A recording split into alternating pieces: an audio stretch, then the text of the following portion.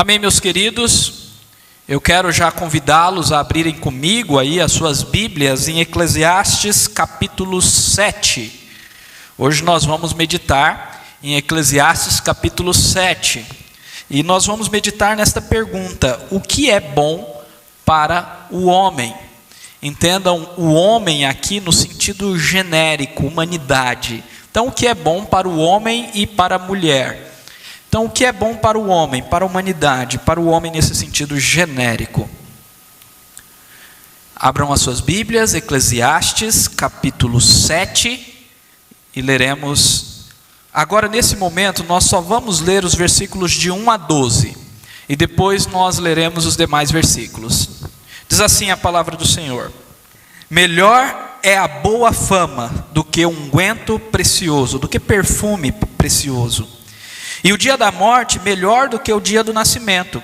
Melhor é ir à casa onde há luto do que ir à casa onde há banquete, pois naquela se vê o fim de todos os homens, e os vivos que o tomem em consideração. Melhor é a mágoa do que o riso, porque com a tristeza do rosto se faz melhor o coração. O coração dos sábios está na casa do luto, mas os dos insensatos na casa da alegria. Melhor é ouvir a repreensão do sábio do que ouvir a canção do insensato. Pois qual o crepitar dos espinhos debaixo de uma panela, tal é a risada do insensato. Também isto é vaidade. Verdadeiramente a opressão faz endoidecer até o sábio, e o suborno corrompe o coração. Melhor é o fim das coisas do que o seu princípio. Melhor é o paciente do que o arrogante. Não te apressas em irar-te, porque a ira se abriga no íntimo dos insensatos. Jamais digas, por que foram os dias passados melhores do que estes? Pois não é sábio perguntar assim. Boa é a sabedoria, havendo herança e de proveito para os que veem o sol. Para os que veem o sol. A sabedoria protege como protege o dinheiro, mas o proveito da sabedoria é que ela dá vida ao seu possuidor. Amém. Até aqui por enquanto a leitura da palavra do Senhor. Esse é um dos textos de Eclesiastes que nós lemos e nós ficamos com um sentimento negativo, com um sentimento assim meio pessimista, uma tristeza bate ao coração. Porque aqui o autor, e nós estamos falando que o autor é denominado de o pregador ou o mestre, e nós estamos defendendo que este autor é Salomão. Então aqui o pregador Salomão, ele está refletindo sobre a tristeza, sobre o luto, sobre a morte, sobre o fim da vida, para nos mostrar a sabedoria. E eu quero então começar, introduzir hoje, trazendo uma citação de Walker Pierce, de um texto, de um romance escrito por ele, A Segunda Vinda, esse romance, aonde ele traz uma citação falando sobre os homens modernos. Preste atenção nessa citação, é uma citação bastante dura. Eu sei que para nós é difícil escutar essas palavras que estão aqui nessa citação, mas eu quero que vocês reflitam sobre isso.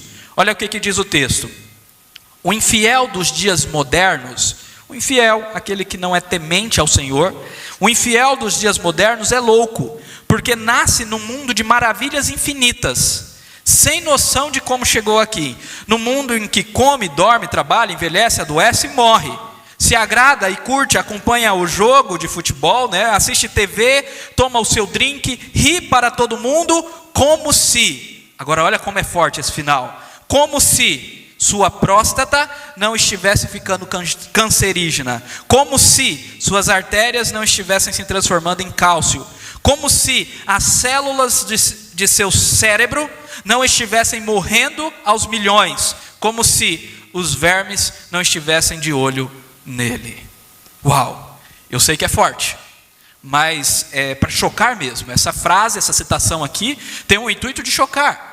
As pessoas da nossa época, inclusive muitos ditos cristãos, vivem dessa forma, curtindo essas maravilhas, essas delícias infinitas nesta terra, e não dão conta de que a vida aqui é passageira, de que nós iremos adoecer uma hora ou outra, que a doença é uma realidade, que a morte é uma realidade. Então vivem alheias a esta realidade, ou negam, em busca do prazer, em busca da autorrealização, negam que isso não existe, etc. e tal, ou simplesmente ignoram por falta de conhecimento ou por deliberação própria. Vou ignorar o sofrimento, vou viver como se não existisse, vou viver como se a morte não existisse.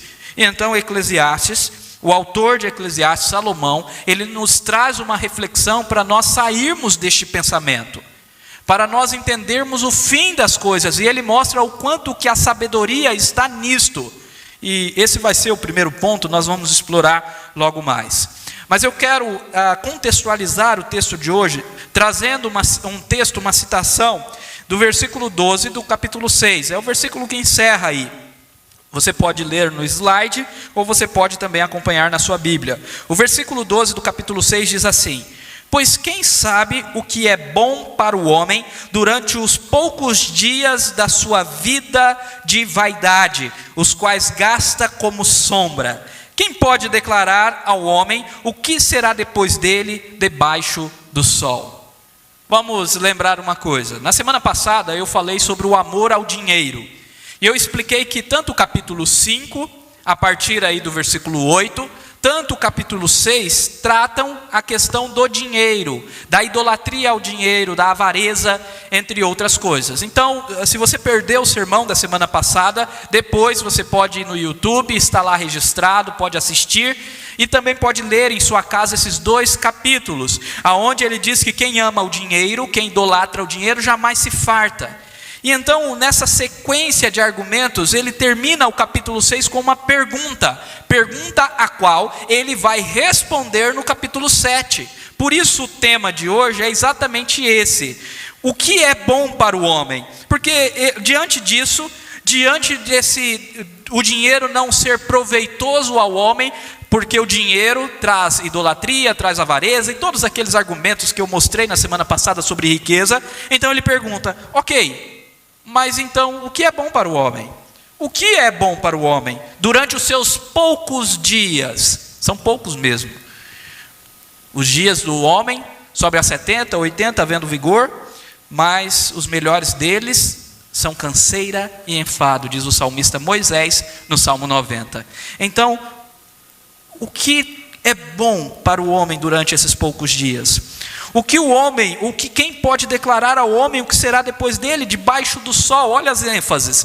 Ele traz a ênfase tanto da vaidade, uma vida cheia de vaidade, sem sentido, correr atrás do vento, um sopro de vida, os quais ele gasta como sombra, como também ele traz essa ênfase debaixo do sol. E nós estamos aprendendo que Salomão está fazendo uma reflexão, sem levar em consideração as coisas que estão acima do sol. Ele está fazendo essa reflexão debaixo do sol, nessa vida aqui, nessa vida terrena, sem olhar ainda para Deus, apesar de que ele fala muito sobre Deus e sempre ele aponta para Deus, mas a grande maioria dos seus pensamentos aqui é sem levar em consideração aquele que é Senhor acima do sol. Então é isso que ele está fazendo aqui.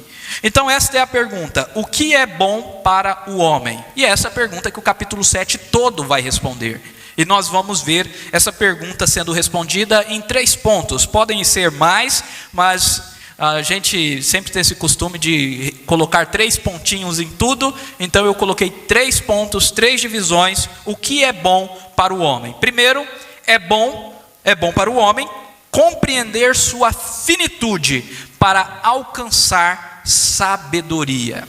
Isso está nos 12 primeiros versículos que nós lemos. Os versículos, então, nós vemos aqui no início uma série de melhores e piores, né? Uma série de melhor e pior. Então, o que nós temos aqui? Várias comparações sobre o que é melhor e o que é pior, respondendo o quê? Essa pergunta: o que é bom para o homem? Então o autor ele vai colocar, isso é melhor, isso é pior. Mas a sua reflexão não é uma reflexão baseada nas expectativas humanas, porque ele vai dizer o que é melhor aqui, não é necessariamente o que a gente acha que é melhor. Ele vai colocar que melhor é o que a sabedoria dele, em seu conhecimento, em seu prescrutar de toda a vida. Salomão era um homem sábio, essa sabedoria dele o levou a considerar. E aí ele vai dizer o seguinte: primeiro, que melhor é a boa fama do que o perfume precioso. Isso está já no início 1. Melhor é a boa fama do que um unguento precioso. Isso daqui todos nós concordamos, né?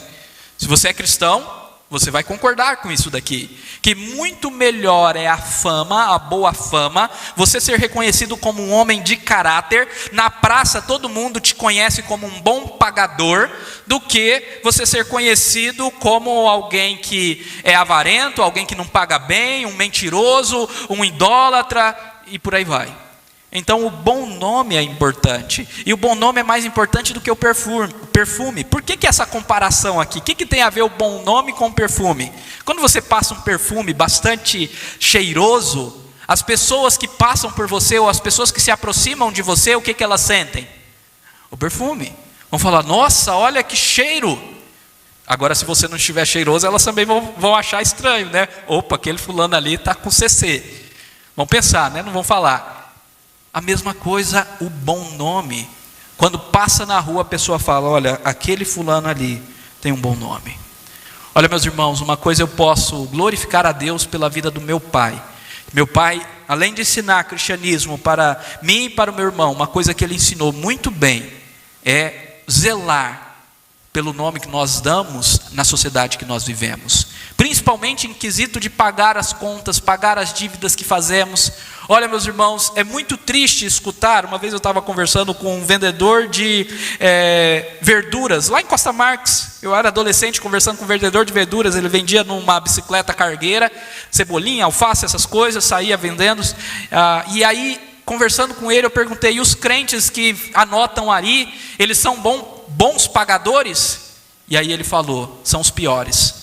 Quando diz que são crentes, eu nem faço crediário para eles, porque os crentes não pagam. E, meus irmãos, eu vivi isso. Eu trabalhei em uma agropecuária e muitos ditos cristãos iam lá, compravam no crediário, compravam a prazo, nós fazíamos as anotações e depois não pagavam. E aí eu ia lá com a minha bicicletinha cobrar eles, e muitos simplesmente fechavam a porta, mas no final de semana estavam na igreja cheios do Espírito Santo, falando até em outros idiomas. É muito triste isso. Meus irmãos, nós precisamos zelar pelo bom nome. Nós precisamos buscar a boa fama, em todos os sentidos. Nos sentidos também que ele vai falar aqui, como por exemplo, sermos pacientes e não brigões, irritados, que briguem com todo mundo. Isso é muito melhor do que o perfume precioso. Mais adiante, vamos ver a sequência aqui do melhor e do pior. Então, na sequência, ainda no versículo 1, ele diz: melhor é o quê? O dia da morte do que o dia do nascimento. Nossa, isso é forte. E aí lá no versículo 8, ele vai dizer o seguinte: melhor é o fim das coisas do que o seu princípio. O que Salomão está querendo dizer aqui? Por que o dia da morte é melhor do que o seu nascimento? Claro, ele está querendo dar uma reflexão, e por isso que o próximo ponto ele vai falar sobre o luto, para que nós compreendamos a nossa finitude e nós vejamos o nosso fim. O homem sábio é aquele que sabe o seu fim. E então, melhor é o dia da morte do que o seu início por causa disso. Agora, claro que nós podemos entender também de outra perspectiva, como por exemplo o pastor da igreja da Escócia, também conhecida como igreja presbiteriana. Então, o pastor da igreja da Escócia, Thomas Boston, diz o seguinte: no dia do seu nascimento, você nasce para morrer. Agora, no dia da sua morte, você morre para viver. Isso se você é cristão. No dia do seu nascimento, você nasce para morrer, mas no dia da sua morte, você nasce para viver. E por isso que Charles Spurgeon diz que os cristãos que alcançam com todo perigo e entram então no porto desejado, eles são mais felizes do que os que vivos estão. Isso é Charles Spurgeon. o príncipe dos pregadores. Meus irmãos, sim, melhor é o dia da morte do que o dia do nascimento para nós cristãos, porque nós temos a perspectiva da ressurreição. Mas claro, Salomão está pensando também que melhor é refletir sobre a finitude do que viver sem entender que nós teremos fim. E isso ele vai deixar claro agora no próximo ponto, quando ele fala: melhor o luto ou a tristeza do que a festa ou o riso. Olha os versículos 3 e 4. Melhor é a mágoa do que o riso, porque com a tristeza do rosto se faz melhor o coração. O coração dos sábios está na casa do luto, mas dos insensatos na casa da alegria. Meus irmãos, Salomão aqui não está querendo que nós não nos alegremos neste mundo, não é isso. Ele não está dizendo que nós não podemos desfrutar, ter alegria. Vários textos bíblicos dizem para nós termos alegria. A alegria do Senhor é a nossa força. Eu, porventura, me alegrarei no Senhor. Alegrai-vos, pois, em Cristo Jesus. Outra vez vos digo, alegrai-vos. Não é verdade? Mas o que ele está querendo fazer nós refletirmos aqui é que algumas vezes na nossa vida nós precisamos ver o luto. Nós precisamos entender qual é o fim dos homens. Nós precisamos compreender o quanto nossos dias são passageiros. É isso que também Moisés disse no Salmo 90, versículo 12, um salmo que é muito citado, inclusive em aniversários, que diz: ensina-nos a contar os nossos dias, para que alcancemos coração sábio. Olha, a sabedoria está em quê? Em saber que os meus dias são passageiros. O que é contar os dias? Contar os dias é saber que os meus dias podem ser contados, são passageiros, são poucos. Ensina-me a contar os meus dias, para que eu possa alcançar coração sábio. Moisés ora, e essa deve ser a nossa oração. Então, quando nós vamos aonde existe tristeza, luto, nós vemos isso. Isso traz reflexão sobre a vida. Eu me lembro de uma situação ainda no ensino médio. No ensino médio nós tínhamos eu e uma galera, alguns amigos, tínhamos o costume de orar ali num canteiro central no colégio. Éramos 3, 4, 5 no máximo. E nós íamos todo o intervalo ali orar, ler a Bíblia. Era 15 minutos de intervalo, era 15 minutos uma reuniãozinha de oração. E de repente, numa ocasião, um de nossos colegas de colégio veio a falecer por causa de um acidente de trânsito. E eu me lembro que um dia depois desse falecimento, depois do luto oficial do colégio, nós estávamos ali no canteiro central e foi o dia que nós tivemos mais pessoas. Cerca de 50 pessoas estavam ali para escutar a palavra de Deus. Por quê? Por que estavam ali? Por causa do luto. Porque sabiam que, diante daquilo que havia acontecido, a vida é passageira.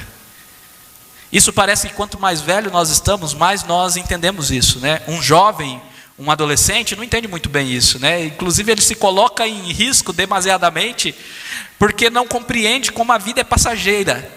Agora, quanto mais velhos nós, mais experientes, mais sábios nos tornamos, mais então compreendemos isso.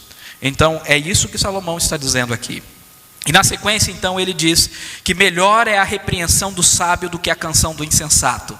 Olha, meus irmãos, isso é muito importante para a nossa geração, porque nós vivemos numa geração, e principalmente os jovens da nossa época, a geração milênio da nossa época, não sabe escutar repreensão, não sabe escutar conselho dos sábios, não se assenta aqueles que são experientes, os mais velhos, para escutar os seus conselhos. Rejeitam os conselhos. E aí o que ensina essa juventude de hoje? Música, canções.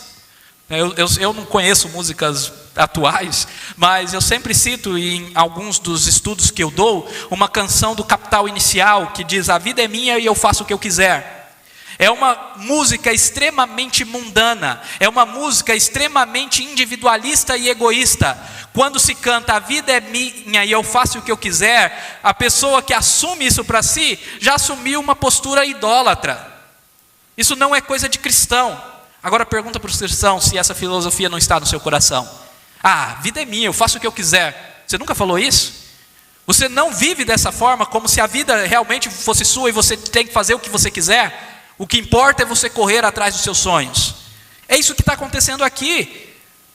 A canção do insensato está ditando a nossa filosofia, a nossa visão de mundo. E é por isso que a palavra do Senhor diz: não vos amoldem, não vos conformem com este século. Não tomem a forma deste século. Não é Anitta, não é Pablo Vittar, não é sei lá quem mais, que vai dizer o que é a vida para você. Os ídolos, as estrelas dos adolescentes, não é verdade? Não, é a palavra do Senhor. E claro, a repreensão do sábio é do sábio Salomão, mas acima de tudo é do sábio Senhor Jesus Cristo, que é a própria sabedoria. Então preste atenção que a sua vida deve ser pautada em Cristo. A minha vida é de Cristo, e é Ele que decide o que eu faço, pelo dirigir do seu Santo Espírito. É assim que um cristão deve cantar, ok? Ele também diz, melhor é o paciente do que o arrogante insatisfeito. No versículo 8, na sequência, o versículo 8 já a parte B, ele diz, melhor é o paciente do que o arrogante. E aí ele vai trabalhar um pouco essa questão da paciência aqui. E ele vai terminar nos mostrando que o arrogante, ele além de arrogante, é também insatisfeito. Olha só, não te apressas em irar-te. Diante dessa vida, diante do sofrimento, das angústias, a ira vem. Nós nos iramos diante da corrupção e da injustiça. No versículo 7 ele falou isso, que o sábio, a opressão até endoidece o sábio, e o suborno corrompe o coração. Versículo que depois nós vamos ler novamente. Então, não se apresse, você que é sábio no Senhor, em se irar, porque a ira se abriga no íntimo dos insensatos. E mais, jamais diga, por que foram os dias passados melhores do que este?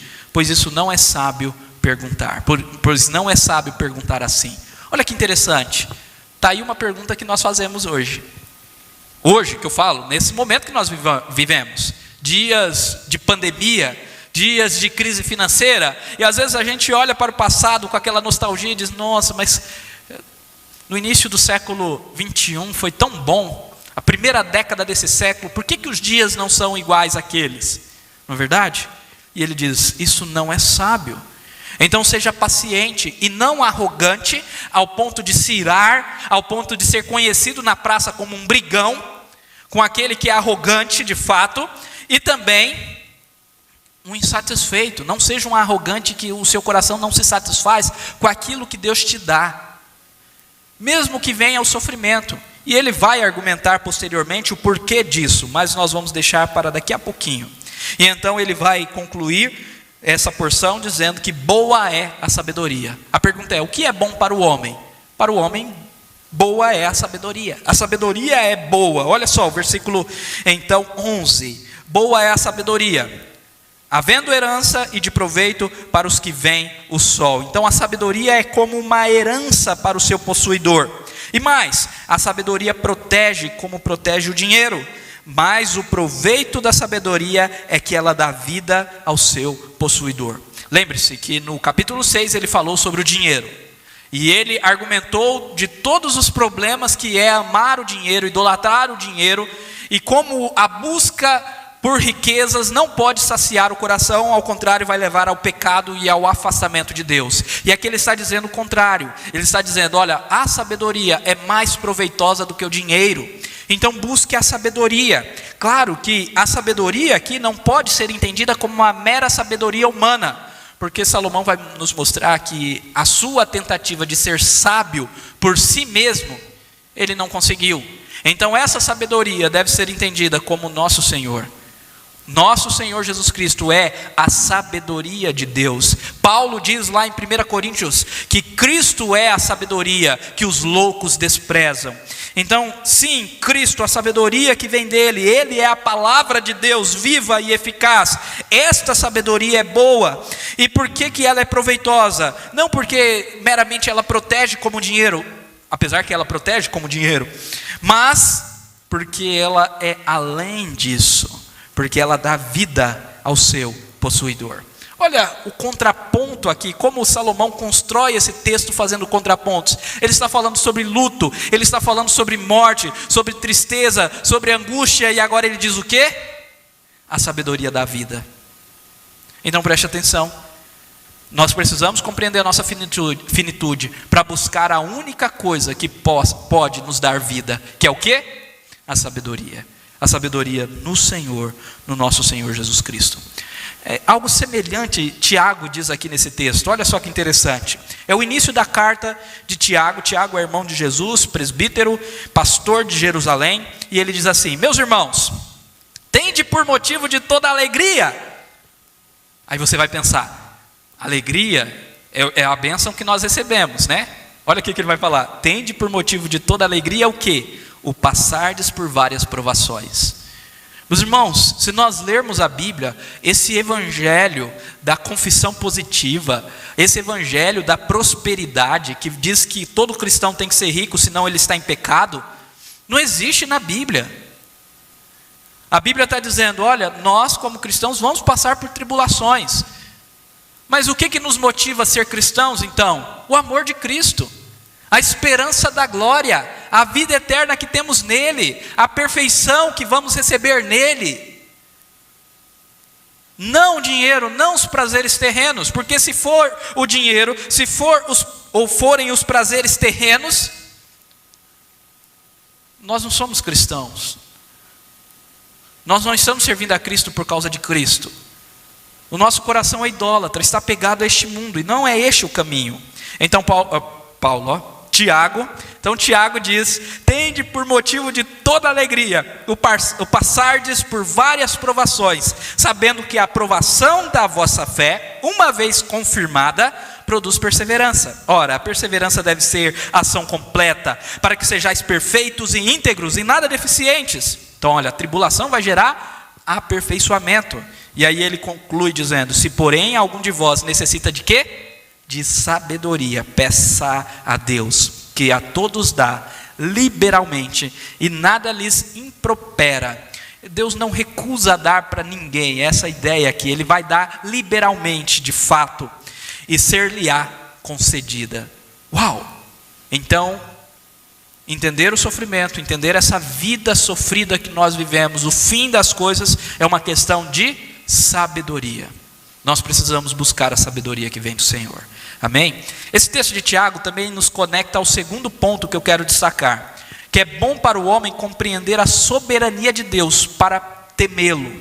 E compreendendo a soberania de Deus, nós vamos ver que Deus faz tanto os dias bons como os dias da adversidade. E essa é a primeira ênfase agora dos versículos 13 e 14, que dizem assim: atenta para as obras de Deus, pois quem poderá endireitar o que ele torceu?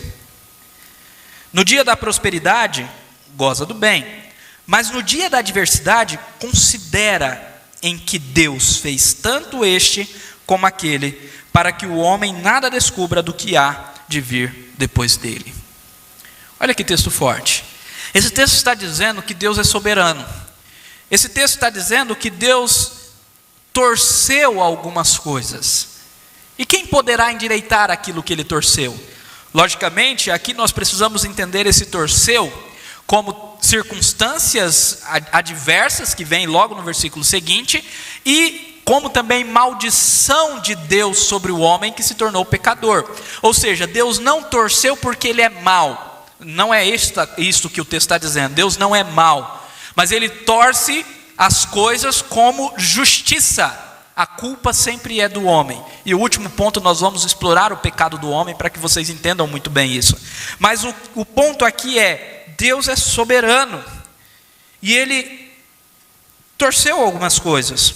E ele faz o dia da prosperidade, mas ele também faz o dia da adversidade. Então, se nós estamos vivendo a prosperidade, nós devemos gozar, se alegrar, ficarmos felizes e sermos gratos a Deus porque ele está nos dando. Agora, se vier o dia da adversidade, também precisamos considerar que é Deus quem faz. E ele tem um plano perfeito para todas essas coisas. E ele é soberano. E ele faz isso para que o homem nada descubra do que há depois de vir depois dele. Ou seja, para que o homem compreenda a sua finitude, não sabe o que vem depois, tema ao Senhor e descanse no Senhor. Mas nós vamos ver isso nos versículos seguintes. Eu só quero destacar aqui, antes de passarmos para os versículos seguintes, uma pregação também de Thomas Boston, o pastor da igreja da Escócia, que citei antes, que fala sobre o porquê de Deus permitir o sofrimento. E ele lista aqui 4 coisas. Olhem só. A primeira coisa, as coisas tortas, ele usa esse tema, porque na verdade é este o tema do versículo, o termo do versículo. aquele que ele torceu, e ele diz: as coisas tortas na vida são um teste para nos ajudar a determinar se realmente estamos confiando em Cristo para a nossa salvação. Ou seja, as coisas tortas, a adversidade, primeiro é um teste, para ver se realmente nós confiamos em Cristo. Porque se tudo nos vai bem, como nós podemos saber se o nosso coração está em Cristo? Se tudo na vida é muito bom, não tem tribulação e angústia nenhuma, como nós iremos saber, como nós iremos sondar o nosso coração, se de fato confiamos em Cristo? Então essa é a primeira coisa. E talvez aqui seja uma explicação por que homens de Deus sofrem. Por exemplo, John Piper, que teve câncer de próstata, como por exemplo Tim Keller, que está sofrendo atualmente com câncer no pâncreas, gravíssimo. Tim Keller, um homem de Deus que está sendo usado mundialmente na transmissão do verdadeiro evangelho contra a religiosidade, está com câncer de próstata, ou melhor, de pâncreas. Orem por ele, meus irmãos, orem por ele em suas orações. E tantos outros. John Bunyan é um caso extraordinário. Eu gosto muito de John Bunyan. Se os irmãos não conhecem, é o autor daquele livro O Peregrino. Ele estava no auge da sua pregação, e então foi preso, e ficou preso até o final então da sua vida. E preso, ele escreveu 2 livros. 2 livros ele escreveu na prisão. Um é O Peregrino e o outro Graça Abundante para o Principal dos Pecadores. Um livro extremamente depressivo. Ele demonstra a sua depressão, a sua angústia neste livro. Leia, é um livro bastante parecido com o livro de Eclesiastes. E sabe o que é extraordinário? É que John Bunyan já alcançou mais pessoas em todo o mundo, nos séculos e séculos que os seus livros rodaram no mundo, do que pessoas vivas na época que ele vivia. Por que ele foi preso? Porque Deus tem um propósito. Ele já alcançou mais pessoas. Naquela época, no século 17 ou 18, não existia tantas pessoas como ele já alcançou com seus livros. O segundo livro cristão mais lido no mundo, o primeiro é a Bíblia, claro, e o segundo é O Peregrino. É incrível, né? Então por que Deus torna tortas as coisas, traz adversidade? Essa é a pergunta. Então primeiro, para testar o nosso coração. Segundo, para que nós entendamos que as porções terrenas afastam o nosso coração, ou melhor, as torções terrenas afastam o nosso coração deste mundo. Quando Deus traz a adversidade, o nosso coração então é afastado deste mundo e busca a felicidade na vinda vindoura. Mas também Deus torce as coisas, por quê? Por causa dos nossos pecados, como juízo dos nossos pecados, sim. E Deus torce as coisas também para corrigir os nossos pecados e para que nos voltemos a Ele. Isso é graça, isso é bondade, porque Deus age em todas as coisas para o bem daqueles que o amam. Isso nós precisamos entender. Agora, olha que pergunta legal. Quem poderá endireitar aquilo que ele torceu?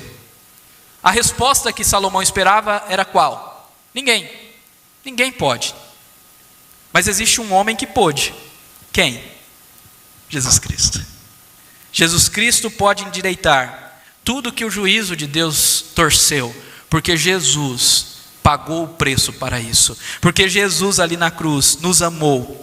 Então quando nós lermos isso daqui, quem pode endireitar o que Deus torceu? Você se lembre que Cristo pode endireitar, que Cristo pagou o preço para isso, e Cristo está restaurando toda a criação amaldiçoada pelo pecado, a começar de nós, perdoando homens. Aleluia, isso é maravilhoso. Agora, vamos ver a sequência do texto. Aqui já dá um sermão, né? Só esse ponto aqui já dá uma meditação, um sermão. Cristo pode endireitar o nosso coração. O quão profundo é isso, meus irmãos? Mas olha a sequência do texto. A sequência do texto, aqui nas nossas versões, diz que está falando sobre moderação. E de fato, de certa forma, nós podemos encontrar aqui moderação. Mas eu quero trazer uma visão um pouco diferente, uma visão de que os extremos destroem o homem, então nós precisamos fugir de fato do extremo, isso é moderação, mas isso vai muito além apenas de fugir dos extremos. Nós vamos concluir com o temor ao Senhor. E este é o ponto, né? Nós precisamos compreender a soberania de Deus, e isso deve nos levar a temer ao Senhor. Então o texto inicia dizendo, aí já nos versículos 15, versículo 15, diz: tudo tudo isto vi nos dias da minha vaidade. Há justos que perecem na justiça e há perverso que prolonga os seus dias na sua perversidade. Então ele está dizendo, olha o paradoxo. Há justos, que são justos, mas perecem. Há perversos, que são perversos e não perecem. Ele já nos deu a resposta sobre essa situação. Lá atrás ele disse que Deus guarda o tempo certo do seu juízo. Então nós já temos a resposta dessa situação. Mas ele levanta novamente essa situação para quê? Para nos dizer que nós não devemos ser nem legalistas ou moralistas, isto é, orgulhosos e religiosos. Religiosidade aqui no sentido ruim. A má religiosidade, que é cheia de orgulho, vaidade, legalista mesmo. E então ele também vai nos dizer que nós não podemos ser imoral, perverso ou louco. Isto é, cair na libertinagem. E são dois versículos difíceis de entender. Olha aqui que ele diz: não sejas demasiadamente justo, nem exageradamente sábio. Por que te destruirias a ti mesmo? Como assim? Ele está dizendo, não seja demasiadamente justo e nem demasiadamente sábio. Ou seja, não seja sábio demais, não seja justo demais. A pergunta é, como assim? Claro que aqui ele não está falando a justiça e a sabedoria no sentido bom. Ele está falando ser justo aos seus próprios olhos e está falando ser sábio aos seus próprios olhos. Porque Salomão sabe muito bem que o homem não é justo e sábio em inteireza depois do pecado. Porque o homem é pecador. Então ele está querendo que nós fujamos de erros, que é o legalismo. É aquele camarada que é chato ao pé da letra, é assim, assado. Legalista. E até aumenta, né?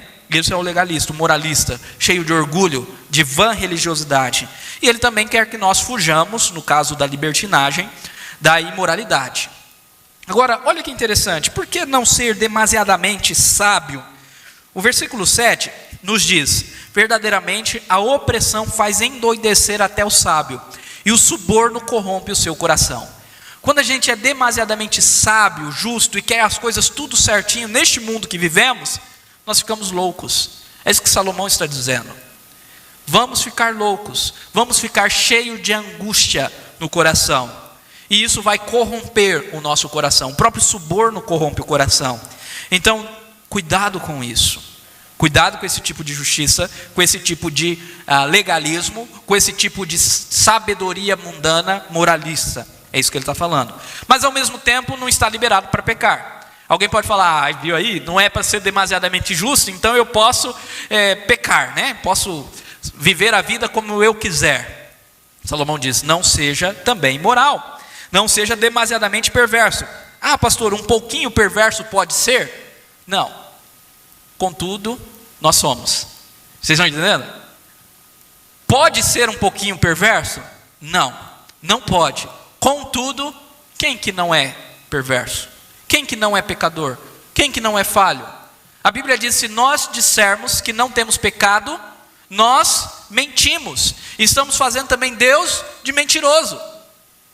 Então se você acha que você não tem pecado, você está falando que Deus é mentiroso. Nós pecamos todos os dias, meus irmãos.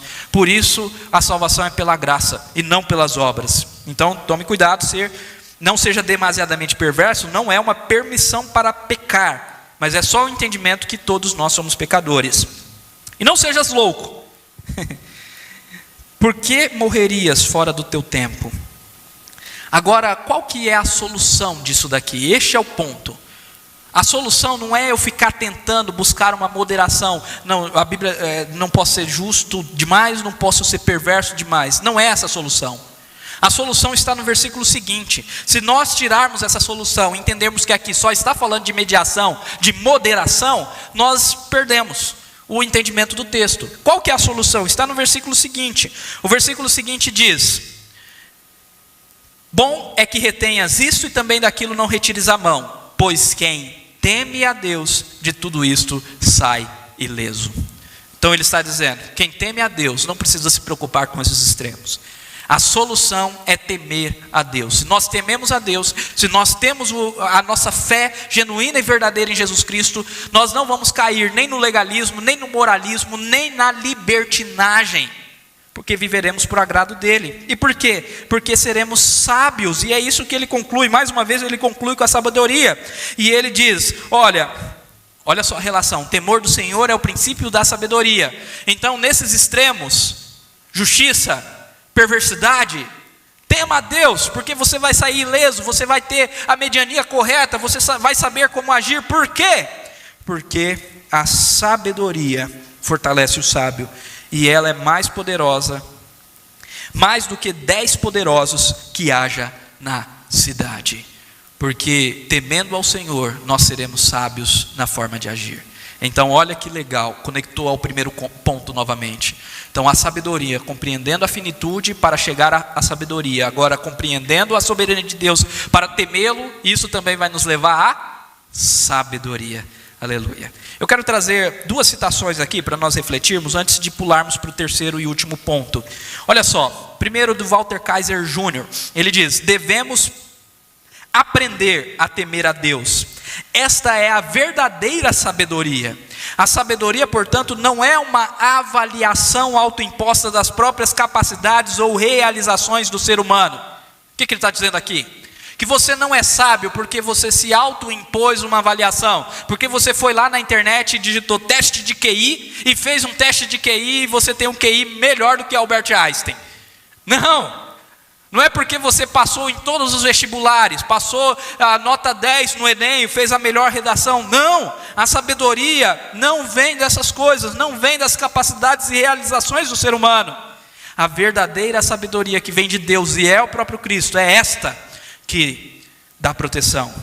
Certamente a verdadeira sabedoria será uma proteção contra todos esses erros e excessos, melhor do que 10 governantes e sultões numa cidade. A sabedoria é mais poderosa do que 10 governantes numa cidade. Aleluia. De igual forma, Thomas Tronco, ele diz o seguinte: a vida é cheia de altos e baixos. Nós vimos isso. E somente Deus tem capacidade de nos fortalecer em nossa instabilidade, ignorância e insensatez, dando sabedoria e uma perspectiva correta da nossa existência. Diante das adversidades, das instabilidades da vida, quem que pode nos ajudar? Deus. E ele diz, então, ele me disse, a minha graça te basta, porque o meu poder se aperfeiçoa na fraqueza. De boa vontade, pois, mais me gloriarei nas fraquezas, para que sobre mim repouse o poder de Cristo. Aleluia. Ele nos fortalece, mesmo na adversidade. Esta é a verdade da fé cristã. Aleluia.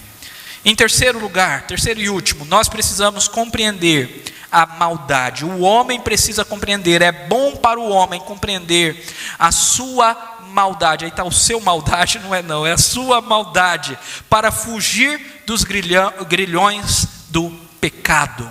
Então o homem precisa conhecer a sua maldade. Onde nós vemos isso? Na sequência do texto, no versículo 20 ele diz, não há homem justo sobre a terra que faça o bem e que não peque. Então aqui ele deixa claro que tudo isso que acontece, as adversidades, o porquê de Deus permitir o sofrimento, a morte, tudo vem por causa do pecado, porque todos nós pecamos. E esse texto nos faz lembrar tanto o Salmo 14, 1-3, que diz que não há um justo sequer, como a citação deste salmo feita por Paulo lá em Romanos capítulo 3, 10. Eu trouxe aqui, vou ler para os irmãos, não está nos slides, mas eu lerei, prestem atenção. Como está escrito, não há justo, nenhum sequer, não há quem entenda, não há quem busque a Deus, todos se extraviaram, e a uma se fizeram inúteis, não há quem faça o bem, não há nenhum sequer. O que esse texto está dizendo? Está falando da realidade de toda a humanidade pós-queda, pós o pecado de Adão. Todos nós pecamos, todos nós em Adão nos tornamos pecadores, e todos nós literalmente pecamos diariamente. Então Deus olha de cima para baixo e vê, não há nenhum justo sequer. Houve um, Jesus Cristo, mas todos os outros são pecadores. Por isso precisamos de um Redentor. E aí é por isso que Paulo ele fala na sequência, não há temor de Deus diante dos seus olhos, ainda citando o Salmo, ele conclui no versículo 18, e no versículo 19, então ele vai falar sobre a lei. Ora, sabemos que tudo o que a lei diz, os que vivem na lei, Aos que vivem na lei, diz para que se cale toda a boca, e todo mundo seja culpável perante Deus, visto que ninguém será justificado diante dele por obras da lei, em razão de que pela lei vem o pleno conhecimento do pecado. Então Paulo está dizendo, ninguém pode ser justificado por boas obras, pela sua própria prática, pelos seus próprios méritos, porque não há um justo sequer.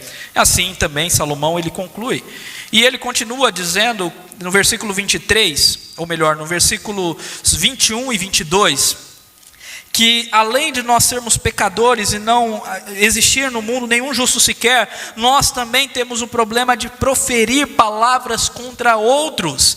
Ele fala que não apliques o coração às palavras que dizem. Então não fique dando muita atenção ao que dizem sobre você, e muito menos ao que o seu servo diz, porque você pode ouvir o seu servo, o seu empregado, te amaldiçoando. E aí ele conclui dizendo, pois tu sabes que muitas vezes tu mesmo, ele coloca todo no mesmo pacote, tens amaldiçoado os outros.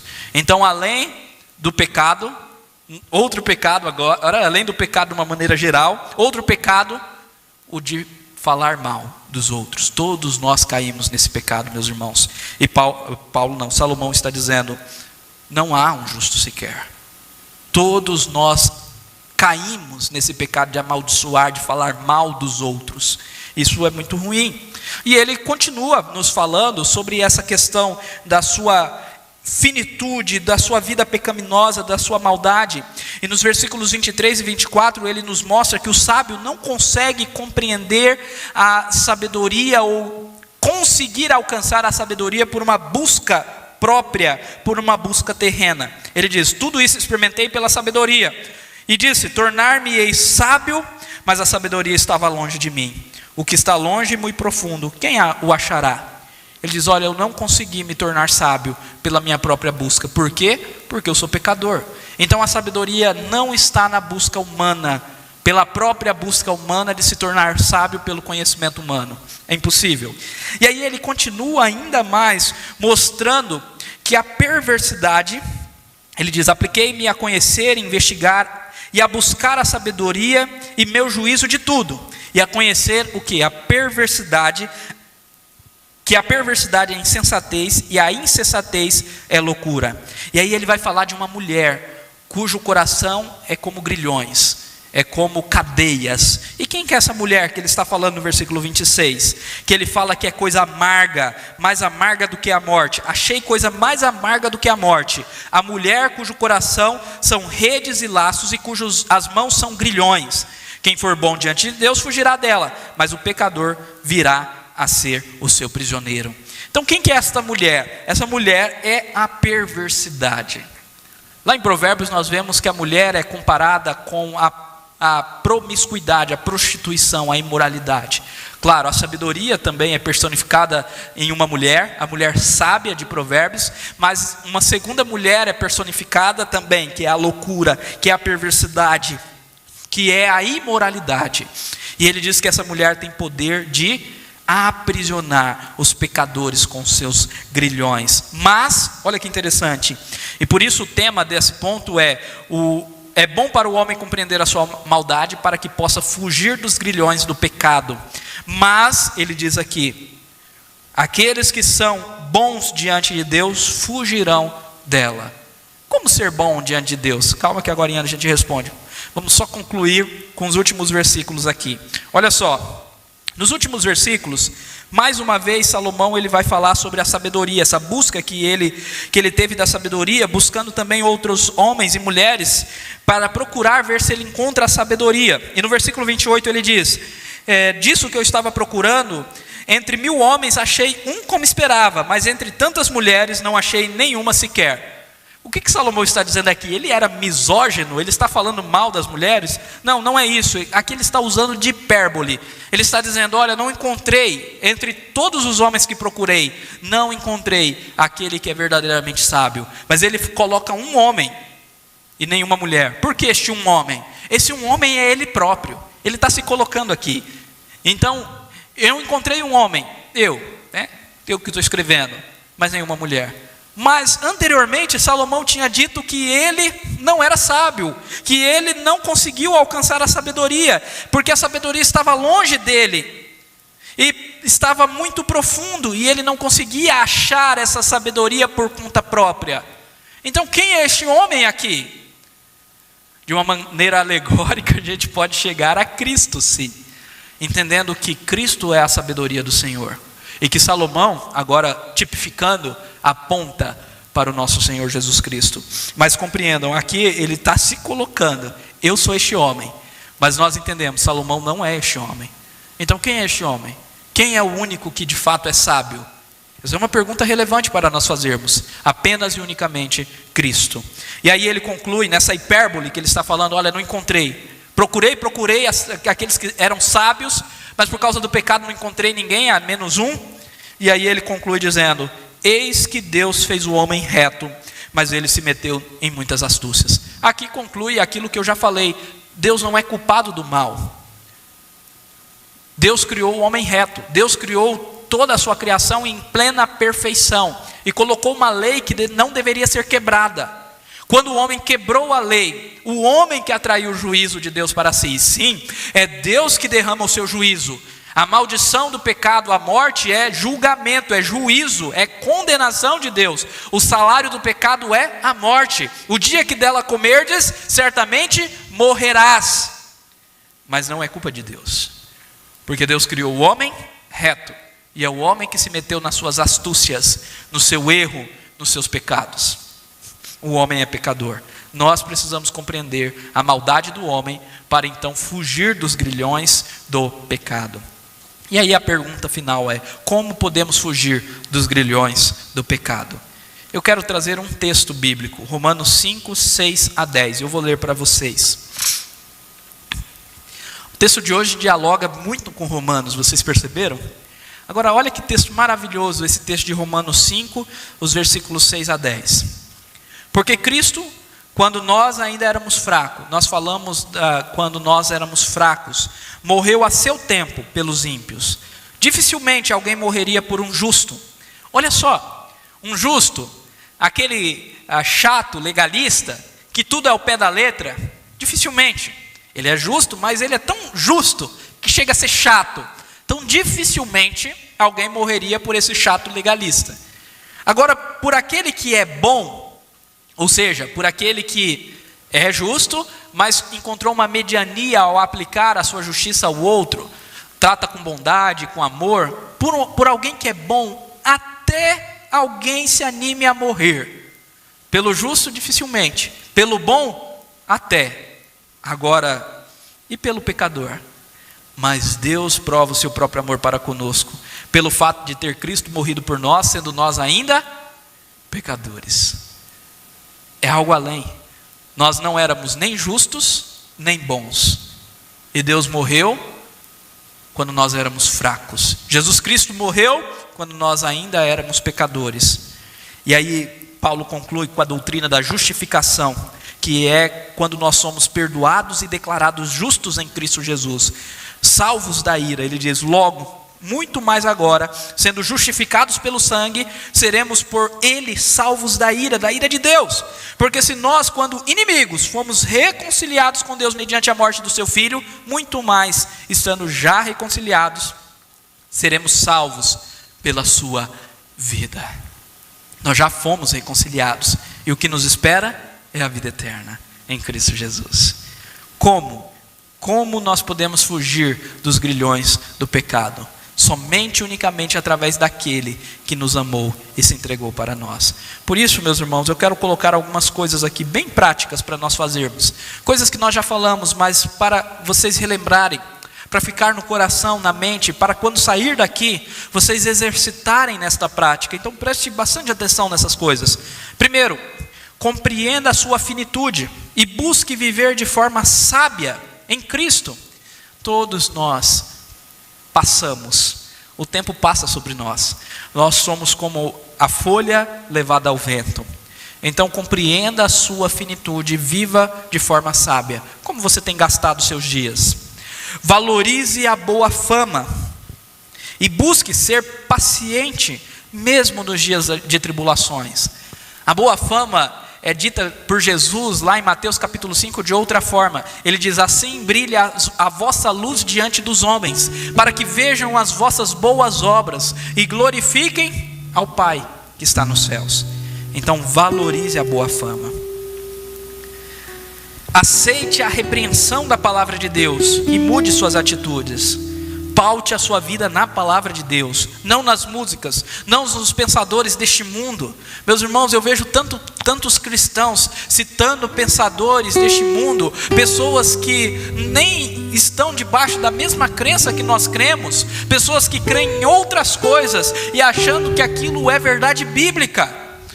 Tome cuidado com o que você fala, com o que você cita, com o que você posta. Observe antes, pergunte: Senhor, isso está na Bíblia? Isto é palavra de Deus? Antes de sair citando pessoas que você nunca viu. Não vá junto a este mundo, não siga a manada, não se conforme a este mundo, mas renove a sua mente. Aleluia. Não caia no legalismo e nem na libertinagem, mas tema ao Senhor. O temor do Senhor é o princípio da sabedoria. Então não seja legalista. As suas obras não te salvam, mas também entenda que Jesus nos salvou para viver para a glória dele. Então não caia na libertinagem. Essa história de que sou salvo pela graça, então posso fazer o que eu quiser, não é verdade, não é bíblico. A Bíblia condena essas coisas. Confie no Deus soberano, e no dia mau não deixe de descansar nele, porque ele criou tanto o dia bom como o dia mau. E lembre-se sempre: Deus age em todas as coisas para o bem daqueles que amam a ele. Aleluia. Entenda a realidade de seu pecado e sua fraqueza, então busque força no Senhor. Nós somos pecadores. Isso gera humildade no nosso coração, arrependimento. Por isso, arrependa-se do seu pecado e creia em Cristo para receber perdão e libertação. E fuja do pecado diariamente, pois todos os dias ele contenderá, lutará contra ti. É todos os dias que nós precisamos fugir do pecado, todos os dias. E aí quero concluir com esse texto de Gálatas capítulo 5. Para a liberdade, Cristo nos libertou. Liberdade do pecado, meus irmãos. Como poderemos sermos libertos do pecado e continuarmos nas cadeias, na prisão, nas celas que nos aprisionavam? Para a liberdade foi que Cristo nos libertou. Permaneceis, pois, firmes e não vos submetais de novo a jugo de escravidão. Aleluia. Curva sua cabeça e ore.